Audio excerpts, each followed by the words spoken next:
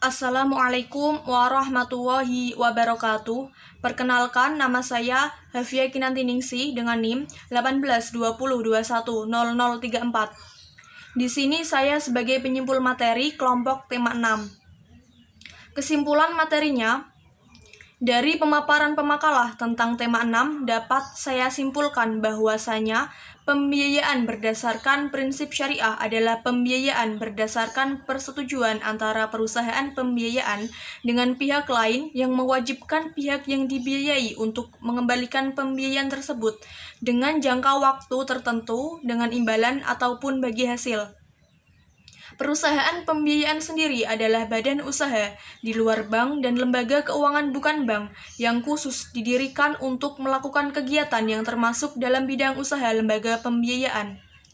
Kegiatan usaha lembaga pembiayaan tersebut dapat berupa sewa guna usaha atau leasing, anjak piutang atau factoring, usaha kartu kredit atau credit card, dan pembiayaan konsumen atau consumer finance.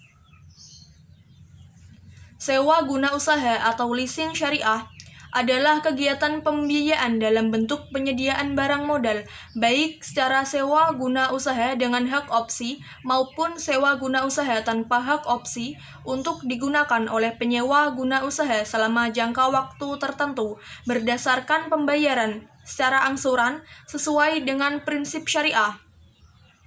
Usaha leasing dilakukan berdasarkan akad ijarah dan ijarah muntahiyah bitamlik.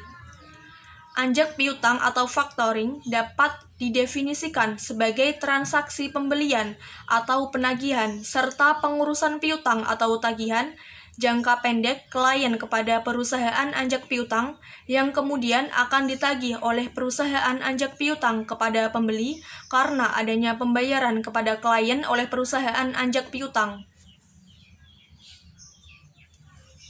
Anjak piutang syariah adalah pengalihan penyelesaian piutang atau tagihan jangka pendek dari pihak yang berpiutang kepada pihak lain yang kemudian menagih piutang tersebut kepada pihak yang berutang atau pihak yang ditunjuk oleh orang yang berutang sesuai dengan prinsip syariah. Anjak piutang atau factoring yang berdasarkan prinsip syariah sering dikatakan sama dengan istilah hiwalah, karena secara operasional mirip dengan pelaksanaan hiwalah di perbankan syariah. Dalam melakukan kegiatan anjak piutang syariah terdapat 3 pelaku utama yang terlibat, di antaranya perusahaan anjak piutang atau faktor, klien atau supplier, dan nasabah atau customer. Mekanisme dari anjak piutang syariah sama dengan mekanisme anjak piutang konvensional. Yang membedakannya terletak pada ketentuan jumlah upah maupun pada akad-akad yang digunakannya. Keterlibatan berbagai pihak dalam kegiatan anjak piutang akan memberikan atau memperoleh keuntungan bagi masing-masing pihak yang terlibat, baik perusahaan anjak piutang, kreditur, maupun debitur. Pembiayaan konsumen syariah adalah kegiatan pembiayaan untuk mengadakan barang berdasarkan kebutuhan konsumen dengan pembayaran secara angsuran sesuai dengan prinsip syariah.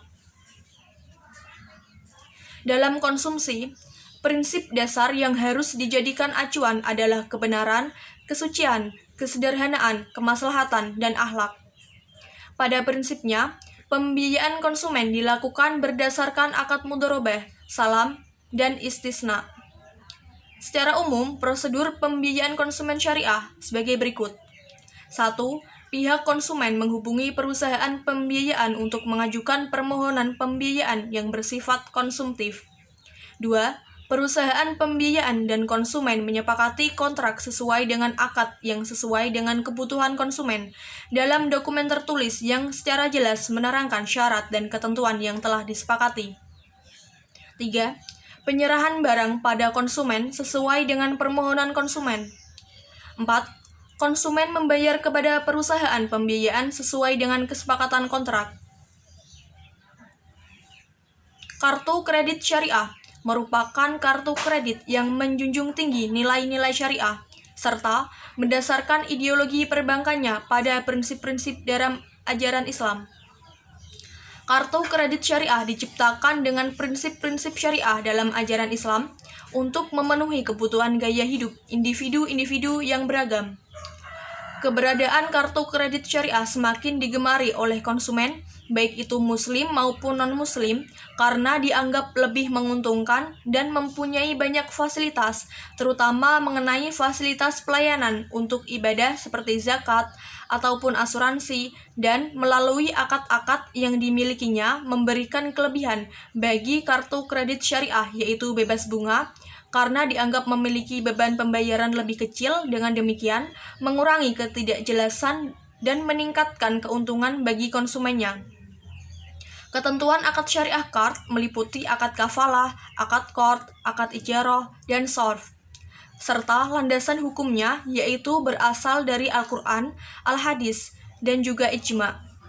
Kartu kredit syariah menggunakan sejumlah aturan pendukung karena tidak menggunakan bunga, sedangkan kartu kredit konvensional mengutamakan adanya bunga, misalnya sebesar 2-4% per bulan, sebagai bentuk pengambilan keuntungan terhadap pelunasan tagihan yang dicicil.